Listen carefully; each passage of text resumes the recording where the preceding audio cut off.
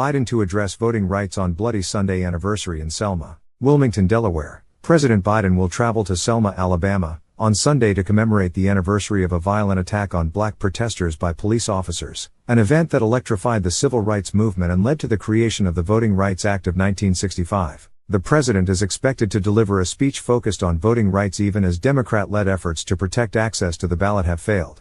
In his remarks, President Biden will talk about the importance of commemorating Bloody Sunday so that history cannot be erased, Karina Jean-Pierre, the White House press secretary, told reporters on Friday. He will highlight how the continued fight for voting rights is integral to delivering economic justice and civil rights for Black Americans.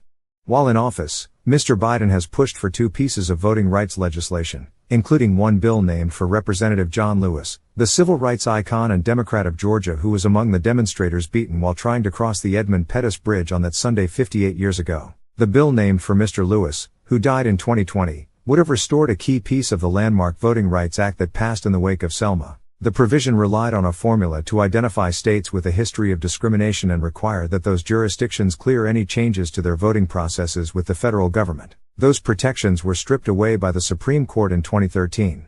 But the John Lewis Voting Rights Act failed in a Democrat-controlled Congress, and it has little chance of passing now that the House of Representatives has flipped into Republican control. The For the People Act, an overhaul of federal election laws, also failed. The tone of Mr. Biden's impassioned speeches has since changed. Now when he speaks on the issue, his remarks have given way to something close to public acknowledgement that the fight for voting rights might go longer than he initially promised.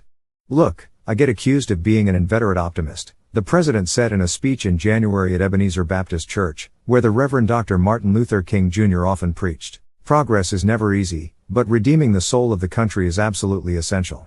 The Reverend Al Sharpton, a confidant of Mr. Biden who plans to join him in Selma on Sunday, said that he and other civil rights leaders had hoped that the President and Vice President Kamala Harris, who had asked to take the lead on voting rights, would have pushed more for the voting rights bills. But he said the president had assured him that the Biden administration would do more to bring awareness to the issue.